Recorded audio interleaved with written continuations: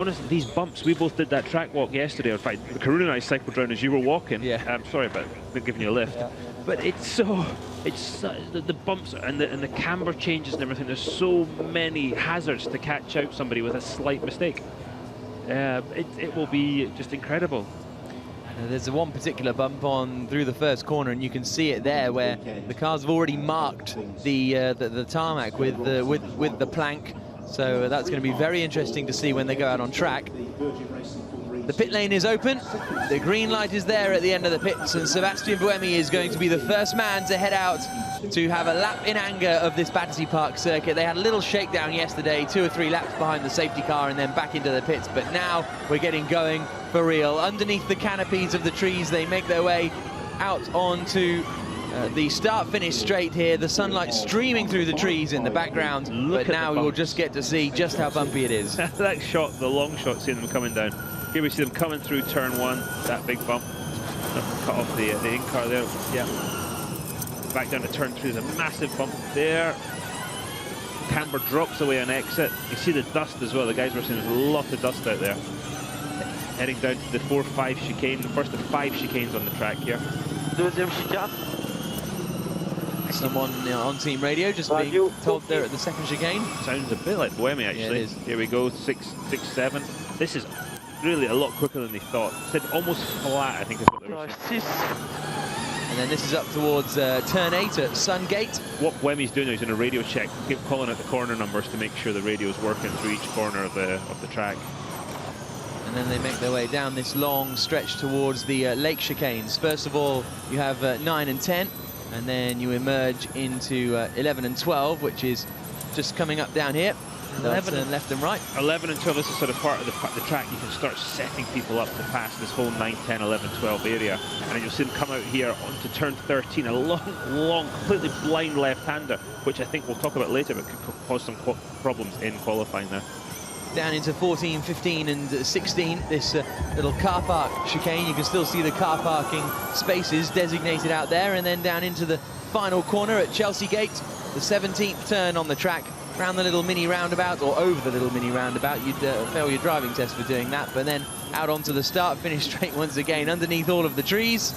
And across the line comes Sebastian Buemi and starts to go for it on this lap. Now let's see him through turn 1 for the first time. Oh my goodness me. Back wheels off the ground there. And they've raised the car, I think, pretty much as high as they can. That's what the guys were saying. There you go, back wheels off again. They were talking about that possibly being flat. It's just not going to happen. No, that's a big old... That's a big old hit there. We heard yesterday Nelson Piquet saying, you know, you've got to, who's still in the pits, by the way. He's the only man still in the pit lane. That's very interesting. I wonder if they're just watching on screen to see what it's like. I think he's probably watching that bump. But that's all anybody could talk about last night was that one bump. Yeah. He's probably sitting seeing how much... oh, there you go. That was nearly the wall, wasn't it? Yeah, that was one of the Amlin Aguri cars. Yeah. I mean, at this rate, they're going to just... wear it out, aren't they, and shave it down by themselves. They're going to, I don't know if they'll wear the track out. They might wear the plank out before that, and possibly the tub as well. That's when it starts to get interesting. Yeah, the professor doesn't look too happy, does he? Shaking his head there. So, I've got to drive the car this afternoon. I'm not sure. Yeah, good luck with that. I'm not sure my doctor will be too happy about that one with the old back. So there is Nelson Piquet Jr. making his way out of the pit lane now and onto the start-finish straight. We're on board with Sebastian Buemi coming through the final chicane and down towards Chelsea Gate, the left-hander at turn 17 that brings them back out along parallel with the Thames. Little kink there before the turn into the left-hander. Timing line's right there on the exit. You might be able to sort of, in the last lap of qualifying, really sacrifice your exit of that corner to just dive bomb and get to the timing line as quickly as possible. Yeah, that's a very interesting point, actually. So he's on board with Buemi. There we go, but you heard it go airborne. You could hear the stones underneath it too. Yeah. Cars don't normally run into this road, do they? So the dust and the dirt that's getting sucked up, and it's going to go in the radiators as well, can possibly clog them, as well as the leaves from the trees. You think about that. You know, with these leaves, with the temperature issues you have, they're very temperature sensitive, and if they get too hot, then you start the engine goes into sort of a fail-safe mode. So we have to be careful. All these leaves coming off the trees today. So we've got quite a few new drivers this weekend, just to run you down through them in case you haven't been across the news. We've got Simona Di Silvestro is racing for the Andretti team. We've got Sakon Yamamoto is out for Amlin Aguri. Fabio Lima is in at Virgin, and Alex Fontana is in at Trulli, mainly a result of various clashes with other motorsport series. And this is Sakon Yamamoto now who's out there. Oh, and Oliver Turvey. I forgot Oliver Turvey. Sorry, everybody. The Team China racing man. So we've got 2 Englishmen in the field, which is good to see. We're on board with Sakon Yamamoto now as he comes through 4 and 5. No, apologies, that's 9 and 10. Now up towards 11 and 12, the 2 lakeside chicanes. Former Formula 1 driver Sakon Yamamoto, various appearances with Super Aguri and HRT. Now we're coming through 13. Look at the blind nature of that corner. You're completely committed to it. And you can't get off over the other side of that crown. The car will just understeer into the wall. So you've got to be very careful what you do there. This bus stop chicane. There's so many different ways you can take that. We're going to see really, you can sacrifice the entry bit, the mid corner, or just focus purely on the exit. Look at all the camber changes and the way the car's got to deal with these undulations in the track. A lot of different ways on this track where a driver can make a difference today. Down towards turn 1, on board with Yamamoto. Let's see how he fares. Oh, I think I'd be wanting that raised a bit. Yeah, they're all trying to find a way of getting around it, but there's the site there. You can see Battersea Power Station there just in the background. The big white area down in the centre is the pit lane. On the right-hand side there where the tent is, that's the E-Village, the fan zone. And just down there is the Vauxhall Tower, further down the Thames to the left. But we're racing around this Battersea Park circuit. It's so cool. What a stunning location for a racetrack. Just brilliant. Yeah, magnificent stuff. Walk to work in the morning, it's quite good. Yeah, exactly. Did you walk? Yeah. Stefan Sarazan is currently the quickest man we've had so far on a 1:33.350. You can see the standings on the left-hand side there. Nelson Piquet out on track now. The Brazilian coming through the final corner and out onto the start-finish straight again. Let's see how Nelson deals with this bump in turn 1. How committed is he going to be? Into the left-hander. Lifted quite a lot there. He was very straight over it. Did you notice that? And then up towards this tight left-hander at Prince Albert, the left-hander at turn 3. And lots of calculations going on because they'll be figuring out how much energy they're using at various points. There's Jerome D'Ambrosio and Karun Chandok racing on the circuit together through turn 13. Karun looks like he's getting a bit closer there. And Salvador Duran and Simona de Silvestro pop into view. And here comes Silvestro coming down towards the final turn. A little bit of a lock-up in front. And Silvestro makes it through just about and goes quickest of anyone so far, a 32.073. Simona carried some entry speed into that corner. We're talking about sacrificing that exit. That's probably her last lap before pitting. Tell you what, those are... Oh! That's... I wonder if it's actually going to cause issues with the car. You know, we find it kind of amusing. Is it actually going to cause a problem when it breaks? Is that continuous, hit the car's taken? Is it going to start causing problems with electrical connections or... Because, I mean, a racing car is not designed to take that kind of hit consistently. That's very true. Here's Jerome D'Ambrosio being pushed back into the pit lane. I wonder what the force is of the hit that the drivers are taking their back and the car's taking their... Yeah, Fabio Lima's on a quick lap at the moment, actually, and we're watching him now. He's gone quickest of anyone in the first sector. He's now coming up to the chicane at the end of the lap. Weaving through there, and then towards the final corner. Here he comes now. Former GP2 champion, gets on the brakes, turns into the left-hander, and across the line to go second quickest at 32.2. A tenth and a half slower than Simona de Silvestro, who is still the quickest driver so far. The Swiss racer with Italian heritage. She's got both the Swiss flag and the Italian flag emblazoned on the side of her cockpit. But we now go on board with our championship leader, Nelson Piquet Jr., coming into the first of the Lake Chicanes at 9 and 10. It'd be great to sit with him here for a second and watch exactly what they're going through, coming up to 11, 12. He's 3 tenths up in the middle sector as well. Good, man. Look how blind it is on entry there. The camera doesn't react to the light as quick as the human eye, so this is his 13 area. He's going to stay on this side of the crown in the road. Braking for the bus stop now in 14, 15. Lost a bit of camera there under the trees. Look how much lock they're having to use. Just feathering the power on the wear. This turn 17 is a very awkward entry to the corner, and there's a real bump right in the middle over that roundabout. And P1 there for a championship leader by 7:10. Good lap from Nelson Piquet Jr. 18.9. Let's see how he goes here through turn 1. Listen to it bottoming. You'll hear it bottom in a second here. There we go. It doesn't seem to... I mean, I know it throws the car up in the air, but it doesn't seem to unsettle it too much. No, I think with Nelson, it sounds like he's lifting a bit. Okay. And he's sort of... Everybody else is trying to go through their flat and then reacting as it hits the bump. Nelson's preempting it a little bit, which to me shows he's just he's ahead of the game. He's thinking right now.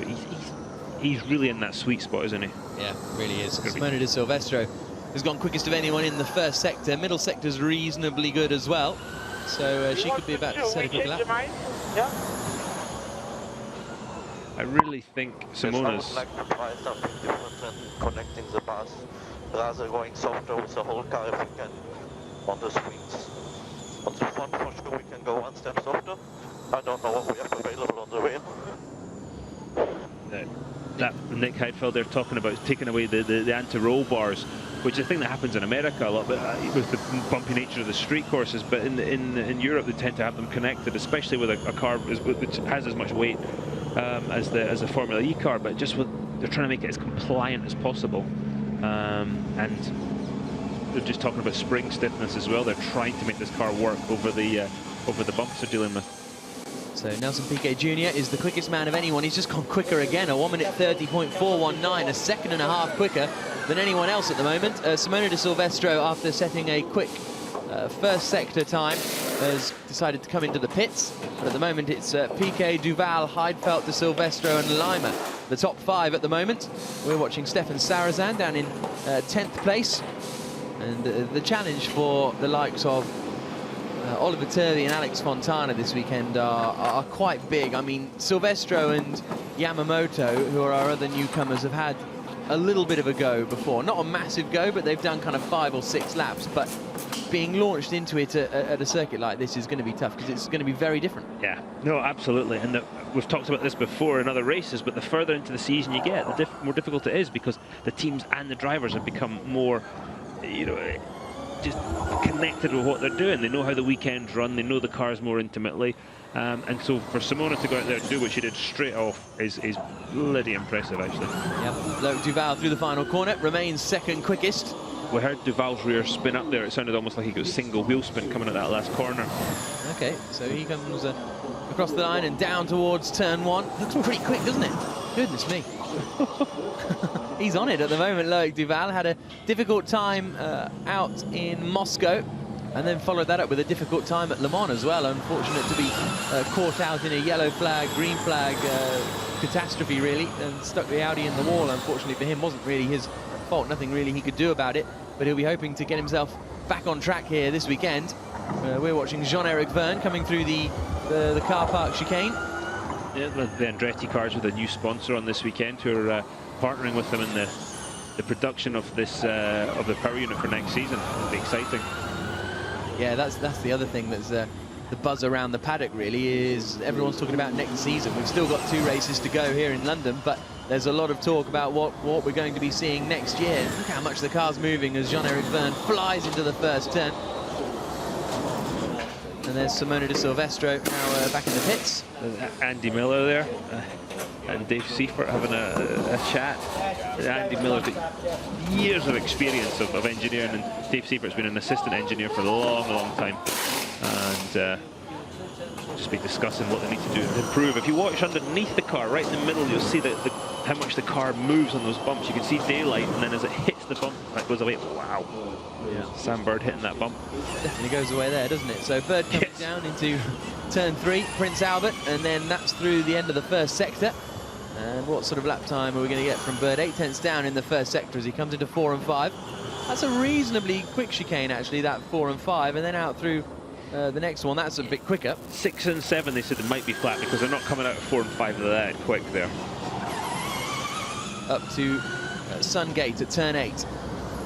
And now through the gentle kink that takes them down towards the Lake Chicanes, on board with Sam Bird towards 9 and 10 now, the first of the Lake Chicanes. Say he's practicing some lift and coast there. Sounded like he was lifting very, very early there. Or maybe he's seen the traffic ahead. Just difficult to tell exactly what he was thinking. Up to 11 and 12. Yeah, I think he's practicing lift and coast. It's the longest track we've had in the Formula E calendar, isn't it? Yeah. 2.8 pace. It's going to be a real challenge for these guys. A minute and a half. We're used to seeing lap times kind of just over 60 seconds. Bird now comes into the final chicane. Neatly done from the Englishman. Not the only Englishman in the field this weekend. Oliver Turvey out there as well. So Sam's got some competition to be best of the Brits through the final corner and across the line. Still 5th quickest at the moment, but Nelson Piquet Jr. is still out there, still pushing hard. He's just gone fastest in the middle sector. He's currently 0.7 of a second quicker than Jean-Eric Vergne, who's 2nd quickest at the moment. Fabio Lima 3rd, Duval 4th, Bird 5th. But Piquet's about to come across the line. Keep an eye out for him in the back. Karun Chandok getting very slidey coming out of the final turn. And we'll keep an eye out for whether Piquet improves as Duval now comes down towards the left-hander. He's caught up behind Alex Fontana in the Trulli car, the Swiss-Greek racer, who's making his Formula E debut. A regular GP3 race winner, has won races in Formula 2 in the past. One of those bollards is gone. Yeah, I'm surprised it took that long, to be honest. Yeah, I love Alex Fontana helmet, the Tom Price tribute, as you pointed out yesterday. That's really, really cool. Piquet has just gone and improved his time, only fractionally though, at 29.9, so he's still just over 0.7 of a second quicker than Jean-Eric Vergne now, as opposed to being just under, although Vergne has just improved himself and closed the gap into 0.4 of a second. So at the moment, Piquet and Vergne are the men trading fastest laps at the top of the timing screens at the moment. You know, if there's a team that have experience on bumpy street courses, it's the Andretti Autosport guys, and the damping is just so important in what they do with the dampers. It's one of the... Ooh, a little bit out of shape there. Yeah, Nelson's pushing hard. It's one of the ways they can differentiate themselves with these cars is with the damping, and the Andretti guys have got a pretty good program there. Piquet is over 0.3 of a second up on his quickest time so far as he comes into the second of the lake chicanes. He really cut that apex curve there. He's done 2 29.2s in a row, and this one looks even quicker. So yeah, did you hear at bottom there as he crossed the crown in the road? Through the chicane and then out towards the final turn down at Chelsea Gate. There's the Team China squad watching on in the pit lane. Through the left-hander, and out he comes, sliding his way out, and he goes quicker again, a 1:29.579, 0.7 quicker than Jean-Eric Vergne, 1.3 seconds quicker than Lima in 3rd. Piquet's on it, watch this. It wasn't too bad, was it? No. Whatever they're doing, they've really made it half decent. You know, it's all relative. Yeah. Because they're all pretty bad over there, it's just less bad than the others. Past the Millennium Sports Park there on the right-hand side, darting into the pits. Went one of the cars. It's one of the Andretti cars there. It's Jean-Eric Vergne coming into the pit lane now. Look at this long entry to pit lane.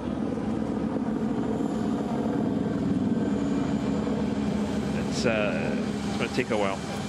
There's Oliver Turvey, who's wearing a different helmet to yesterday, wearing an all-black number as he comes into the first turn. And he at the moment is up in 12th place. Fabio Lima in the Virgin car. Lima has a lot more experience than the other guys of these Formula E cars because he took part in a number of the pre-season tests at Donington Park, and as a result has a bit more experience. He was set to race at the opening round of the season in Beijing. I think they had his picture on the garage and everything, but then they got Takuma Sato in at the last minute, did the Amine Naguri team. Steph Sarazan's just gone 3rd quickest. 1:30.654, so still a second slower than Nelson Piquet Jr. But this is Piquet's teammate Oliver Turvey, the back end just having a little bit of a twitch as he comes into the right-left, the first of the 2 lake chicanes. Simona de Silvestro is up in front of him. So we've got a 45-minute session here, hour and a half off, half an hour session, and then an hour till qualifying. So these guys, obviously everybody's pushing the issue as much as they can, but they can't afford a mistake because there just isn't time to fix the cars in between. And so they've always got to have that in mind with this condensed schedule that we do here with the Formula E series. Everything on one day. Yeah. everything in 1 day over 2 days now. So wow, with the 2 day, yeah. Now you're event confusing me. format. Yeah, exactly. But it's a lot of hard work for these guys. Through comes Oliver Turvey across the line, goes 9th quickest. Good improvement there from Oliver. And a good improvement as well from Stefan Sarazan in the Venturi car, 3rd in this queue, because he has just gone 2nd quickest. Turvey through turn 1. And he takes it a little bit wider, doesn't he? He does. He's really sort of sacrificing a bit there in the exit, running a bit wider, whereas PK and the other Team China car is using a completely different line there. So this is Lucas de Grassi, who at the moment is 14th in the order. Daniel Aptin 17th. Always difficult to know what kind of boost levels, what power levels these guys are running. Nelson Piquet Jr. has just gone quickest of anyone in the middle sector again, so he's still absolutely hurling it around, but it may be that Apt have decided to really work on their energy management. Yeah, that's the thing. We don't know what programs these guys are on, do we? The only time we'll know for sure what everybody's doing is when we see them up at 200 in practice, and obviously in qualifying at 200 kilowatts, which is qualifying power. Yeah, they could be definitely doing that with the track as long as it is. With the race of this length, we're going to see, I would say, we're going to see some power management in there. Just a little fact is that this is actually the 2nd longest track we've had this season. Beijing was 3.4 kilometers. So, was it? Yeah. And we walked that too. Yeah, I know, that took ages. There's Alex Fontana returning to the pit lane. PK has improved his lap time again. And, Fontana's going out of the pits, my apologies. And Nelson Piquet, as I say, has gone quickest of anyone again, a 1 minute 29.514 now. But Steph Sarazan is closing in on him, just 0.4 of a second behind. So Sarazan keeps lapping very quickly in the Venturi car. He's really getting up to speed. As Oliver Turvey comes down towards turn 1, then it's Nico Prost and Alex Fontana going side by side. Really good to see Sarazan up there. Sam Bird's just gone P2 with a 29.9. Yeah, good to see Sarazan up there. We expected a lot from him this season, and it just hasn't worked with him and the Venturi team. They've just struggled, haven't they? Yeah, they finally got their first podium last time out in Moscow, with Nick Heidfeld finishing in 3rd place, which they really deserve.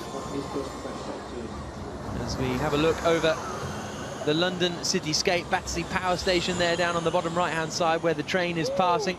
This is where the new American embassy is going to be. So whenever you go for your visa, it's going to be down here. This whole area is getting redeveloped in the south of the Thames there. Massive, massive redevelopment. And there's the lake in the middle of this fantastic 2.9 kilometre Battersea Park circuit, right in the heart of the city, just a couple of tube stops down from Westminster. Got to cross the bridge and get to Sloane Square, but that's not too much of a trek, as Nelson Piquet Jr. practices a car change, and then we'll head back out onto the course. Currently the quickest man of anyone, but Jerome D'Ambrosio for Dragon has just come within 0.5 of a second of Nelson Piquet up at the front. There you can see 0.074 separating Piquet and D'Ambrosio, with Bird in 3rd. Sarazan, Vernon, Buemi the top 6 at the moment. So a really big field spread at the moment. All 20 cars covered by 7 seconds. Alex Fontana there, not quite up to pace. He's 2.5 seconds slower than anyone else, but so I think if we call it the top 19 separated by 4.5 seconds, as Fontana now comes down towards the left-hander at turn 1, won a Formula 2 race back in 2012 at the Hungaroring, swings it into the left-hander at turn 1. Silvestro and Yamamoto just having a little bit of a, excuse me, can you wait for me? Yeah, no problem, thanks, in the pit lane. Or Yamamoto then resumes. Buemi's just set the fastest middle sector of anyone for e.dams, so he's starting to turn up the weight just a little bit. Here are the two Apt cars running in formation. It's de Grassi behind Daniel Apt at the moment as they come down towards Chelsea Gate and out onto the start-finish straight again. And de Grassi goes 5th quickest with that lap. Buemi goes 3rd quickest with his lap, so they're all starting to close in up at the top now. Piquet was quick out of the blocks, but everyone else is trying to and starting to get used to it. Yeah, there's all these different plans that everybody's on this morning, as we talked about, and yeah, I think, as you said, it's going to tighten up. The days of seconds gap between cars really have gone, and it's just tightened up as the season has gone. Look at the speed Buemi carried through there. Comes up towards the second of the 2 chicanes, 6 and 7, now towards Sungate at turn 8. and through the little kink that takes him down towards the lake chicanes. With a lot of clear air, you can really see how much these cars are moving around. Yamamoto behind looks like he's getting beaten up in the cockpit. Through the first of the chicanes by the lake comes Sebastian Buemi. He's really got that car trimmed out. That e.dams car is really trimmed out there just now. He's got very little rear wing on it, which is quite surprising. We've seen them experiment with both even this morning already. Now out through this long left-hander at Rosary Gate.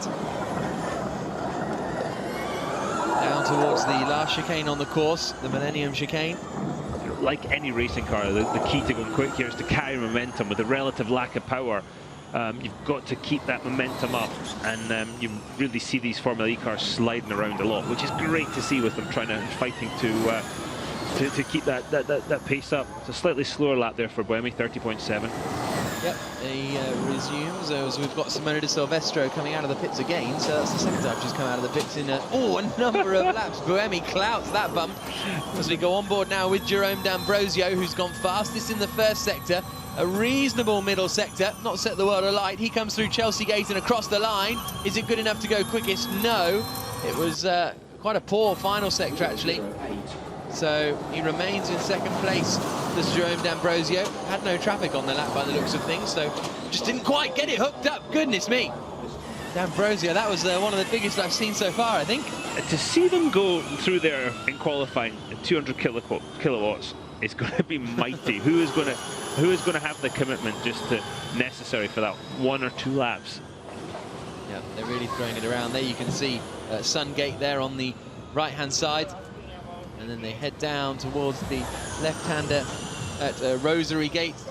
Battersea Park Station just on the right-hand side as it disappears out of shot. That's Chelsea Bridge over there on the left-hand side that connects this part of Battersea with the Sloane Square Kings Road area. And you see the bridge that takes the trains over to Victoria Station as well.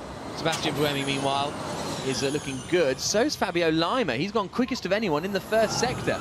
Purple in sector 1 for Fabio Lima, which is very impressive. Getting very busy out there on the circuit now with 18 minutes to go. Nelson Piquet has rejoined the track in this big long queue. We've got rush hour going on, haven't we? Yeah, exactly. As they come into turn 1. And Piquet on his outlap there, so he didn't really attack the bump that much. Two Amlinagar Aguri cars come through. Now here's Fabio Lima, and he's half a second up on Nelson Piquet in the middle sector. Is that car crabbing a bit? Yes. I think he's collected. He might have had a tap with a wall out there somewhere, Fabio Lima. The yellow flags are out. I think you're so right. Oh, and that's Salvador Duran, who has not quite hit the wall, but that's down at Prince Albert. You can see the tyre marks there. Yeah, he's locked up, and everyone's just about managing to squeeze past. Duran then reverses.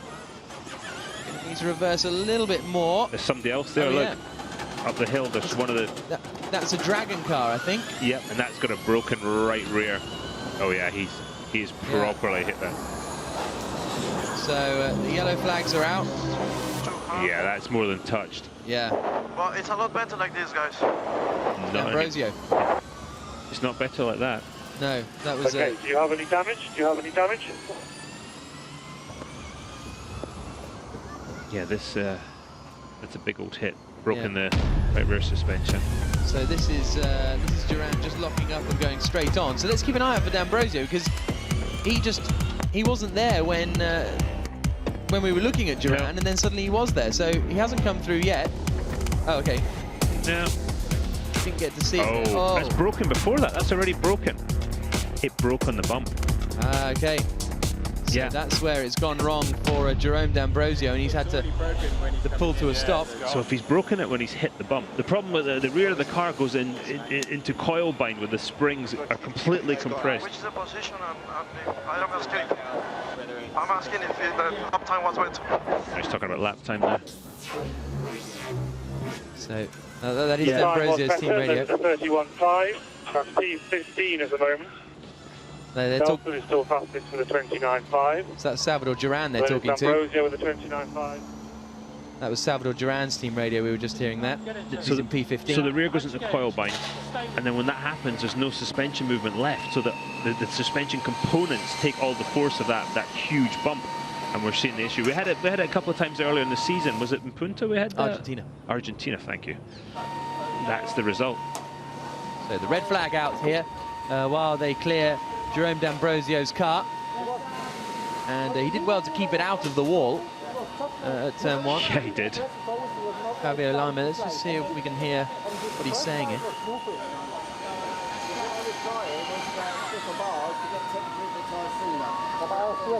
Talking about anti-roll bars again.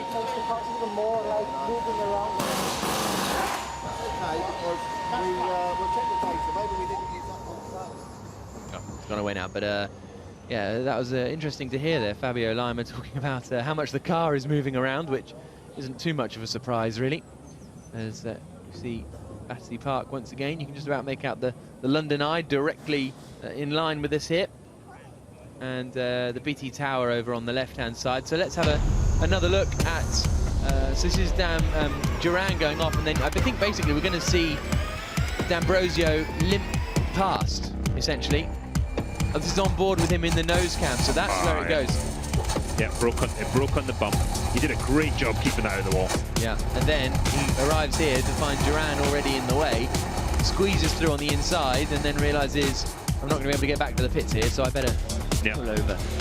Smart. And that's Jay Penske's reaction. It's already broken when he's coming in. As they watch the replay.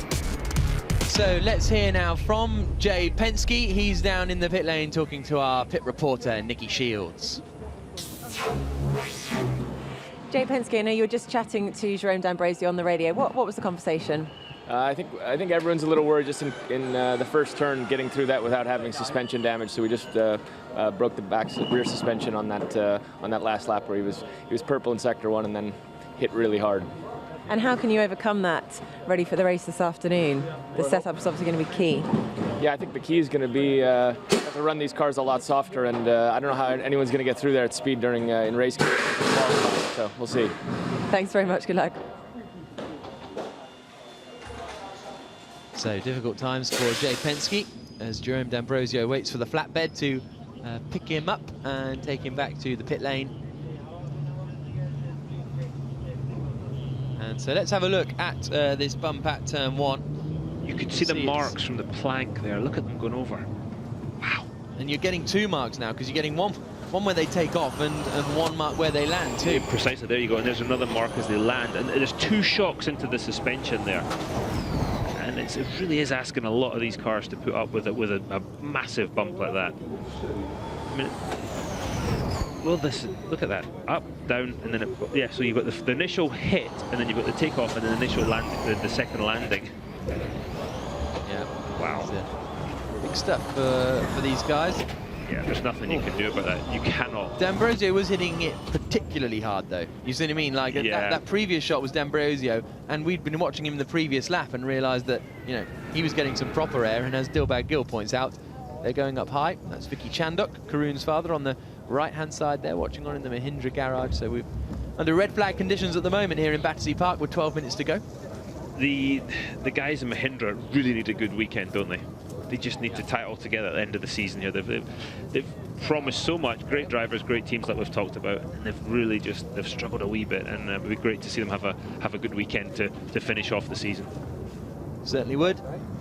So still under the red flag conditions there, you can see Battersea Park once again. It's a 2.9 kilometre circuit. We're going to have another free practice session at 10:30, so just over an hour and a half. We're also then having the qualifying session from 12 till 1, and the race will start at 4 o'clock as the marshals put the car of Jerome D'Ambrosio up onto the back of the pickup. And, great to have the British marshals here doing their thing. I met a few of the guys yesterday. Some of the people were there back in like the mid-90s, probably before you were born, when I was driving. It's funny to meet them all again. A lot of them pulled me out of different fields throughout my career. The 11 minutes to go now. These guys have all got very tight schedules in the car for that 45-minute first practice. This is kind of throwing all that out. and then you've got half an hour coming up for free practice too. It really messes everybody's plan up. Nothing can be done about it, but it puts everybody on the back foot a little bit. And great to see the fans here as well. I think that's the Sam Boost flag that we've got. So let's hear from Mark Schneider from the ABT team. He's down in the pit lane now talking to Nicky. Mark Schneider, this is a big weekend for you guys, both for Lucas di Grassi and of course the team ABT as well. Is it all on track? Yeah, all on track. Very exciting weekend, but so far we are experiencing such a calm weekend. Everything is according to plan. The drivers are happy, the team is calm, so we're very much looking forward to this race, yeah. And it's such an intense weekend for you guys. You know, you've got 2 race days, which has never happened before. Has it been difficult to prepare for such a weekend?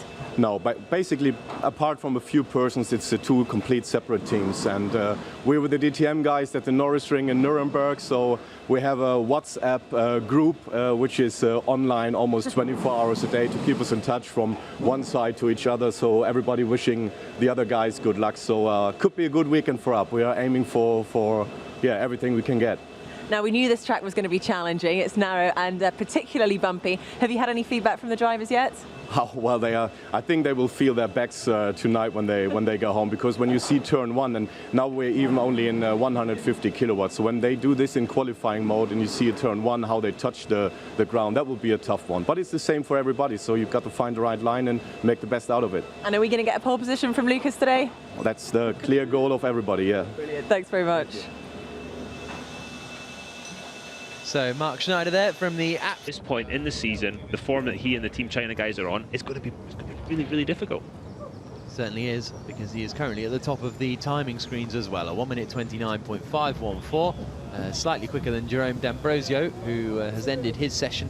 He's in 2nd place for the Dragon team. 3rd, you can see there, Sebastian Buemi. Now he is 2:10, only a quarter of a second back from PK actually, so Buemi's improved in those last couple of laps. Sam Bird's in 4th for the Virgin team. Would be great to see Virgin looking quick, and it certainly looks like they are, because Fabio Lima, although he may be down in 12th place, was looking very quick before the red flag came out. He'd done the quickest of anyone in Sector 1 and then a pretty good Sector 2 as well, so he looks like he's got the pace.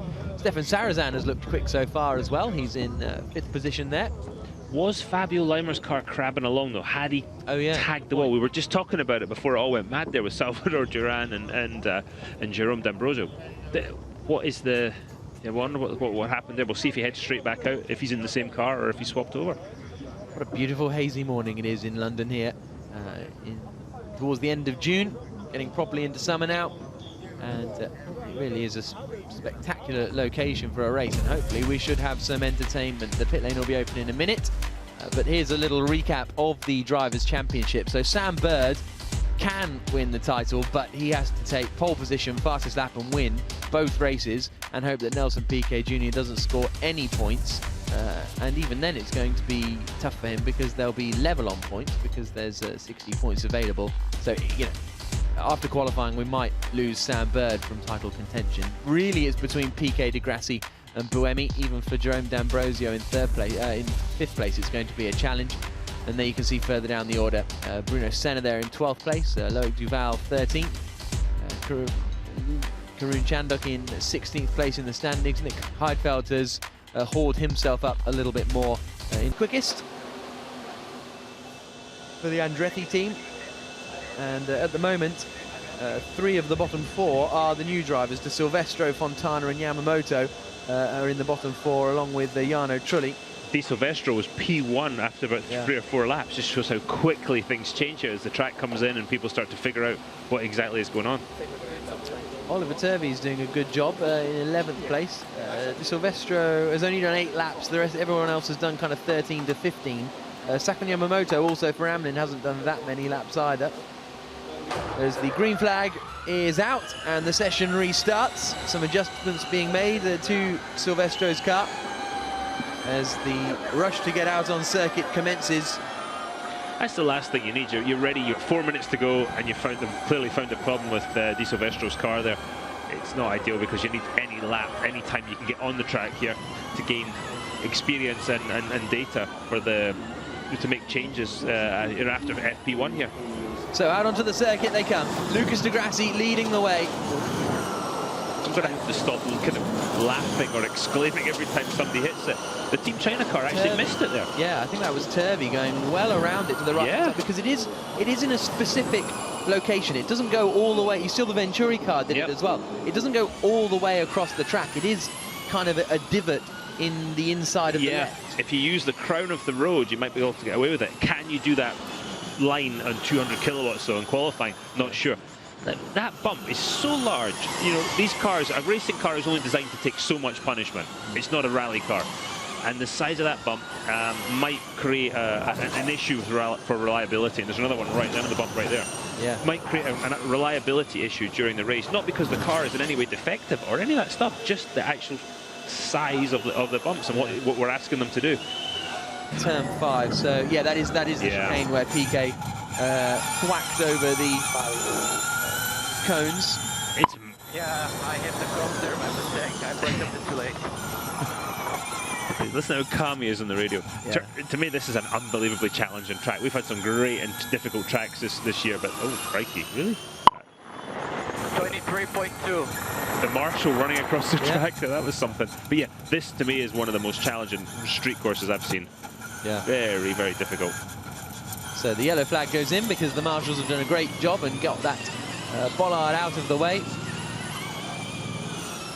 First time for a lot of these Marshals that they've been at a street circuit. Maybe at some of them may have been at the Birmingham Super Prix in the late 80s and early 90s. A lot of the Marshals, the UK Marshals, travel because they are so good. They're sought after all over the world. You'll see, you know, whether it's a street race in Australia or America or whatever, there'll be Marshals there from the UK because I'm a bit biased, but I think they're the best in the business.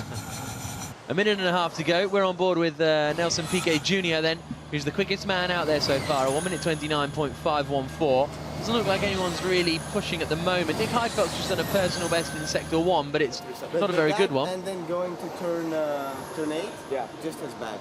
Is it really as Just bad as turn 1? Yeah, just as bad. You get in the braking, it's just bad. Big bump on the braking for turn 8, which is the left-hander at Sungate, which is here. It's just as they come into shot there, so hopefully I can look at that. It's still Silvestro going through. Could you hear the tyres locking all the way in there? You can just hear them screeching right on the limit of the adhesion of the tyre. That was very nice there. Sam Burr's just done a pretty quick first sector, a 22.8 for the London-based driver. And Sebastian Buemi's just done the fastest middle sector of anyone. Power lap, I think, because he's 1.8 seconds quicker than Lucas de Grassi. Stefan Sarazan now goes quickest, 1:26.450. Great lap from Stefan Sarazan because he goes 6 tenths of a second quicker than Bird. So that was definitely full power from Sarazan. And as a result, he has gone to the top of the timing screens. Have we got anyone else out there? Buemi's done a pretty decent first sector, 23.7, but I don't think he's at the full 200, and that's unusual because we've seen e.dams running full 200 in the first 3 practice sessions. There is Buemi, Prost coming out of the final corner. He comes across the line to go 10th. And then it's Bruno Senna in the background, 17th for Senna, but it looks as though it's going to be Stefan Sarazan who is going to be the quickest man at the end of free practice 1 for the Venturi team. Buemi is the only man not to have come across the line, and I think Buemi might have... The question I've got here is de Grassi... Yeah, Buemi has gone off. I was just thinking, where's he gone, because he hasn't come through the middle sector, so that's at the... 9? Yeah, 9? I think that's 6 and 7, isn't it? Could be. So yeah, it's... We're still learning the track here. It's the second of those first 2 chicanes, so he's just locked up and gone straight on by the looks of things. Look at the marks there, even before the bump, very early in the braking zone. The question for me is de Grassi 29.0, Jean-Eric Vergne 29.1, Daniel Abt 29.3. What power setting were those guys in? And if they are in 150 kilowatts, they're getting after it. They're really sort of, you know, because at the end there, the 29.5, PK was quickest, 29.5 before this, before that last run there, everybody did. Yeah, that was actually turns 9 and 10 that Sebastian Buemi went off at, the first of the 2 lake chicanes. I was right, finally. It's only taken 9 races. and it only took 45 minutes of free practice 1. So let's look at the start. Pretty smooth, actually. That's not bad, yeah. It's because of the instant torque of the electric motor. It's when it starts to spin up the rear tyre and how you modulate, as you say. That's going to be key. It's going to be interesting watching them run through there side by side on lap 1 of the race, isn't it? Through turn 1 there. Yeah, very interesting. And then all filtering down into turn 3, the tight left-hander at Prince Albert. So that's our first look at this Battersea Park circuit. Thoughts? Well, actually, before we do that, we'll hear now from Jerome D'Ambrosio. He's been talking to Nicky after he had to finish his session early. Jerome D'Ambrosio, we saw earlier that you unfortunately have fallen victim at that first turn. Is that going to be a big concern and make you nervous going into the race this afternoon? Well, you know, I'm not going to be nervous about it. It's the same for everyone, but it is a big concern, and kind of wonder how people didn't see that before. I think turn 1 and turn 8, you know, bumps is one thing, but there it's damaging for the car. It's even damaging for the drivers. At one point, I had to go on the radio and say I need to back off because my back is hurting. It's hurting quite a lot. Yeah, it's not turn 1 and turn 8 should be. I don't know what they can do about it, but really should be modified for the race because it's going to be a symmetry of cars, I think, down there. And in terms of race weekend, you know, this is the big grand finale, and you do have an outside chance of winning this championship.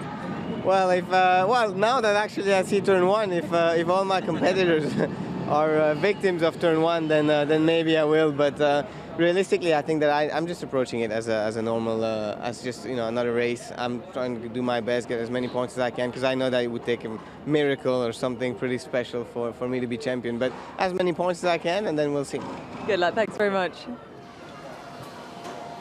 So good to hear from Jerome D'Ambrosio. And I'm going to watch back his. He did a YouTube video on the Formula E website where he took some media around on a bicycle. I think just a couple of weeks ago. It's a couple of weeks, yeah. And see whether he mentions the bump. And because now he's saying, I can't believe people didn't see it before. But if he's been around and not spotted it, then it's difficult to tell. Point, Jack. Good point. But is that something you noticed? I mean, you did the track walk after the shakedown, but would you have noticed that when you were going through the... Yeah, absolutely. When I was doing that as a driver, I'd have been all over that as part of the learning a street course. It's just not just the shape of the corners, it's the bumps, it's the surfaces, all that stuff.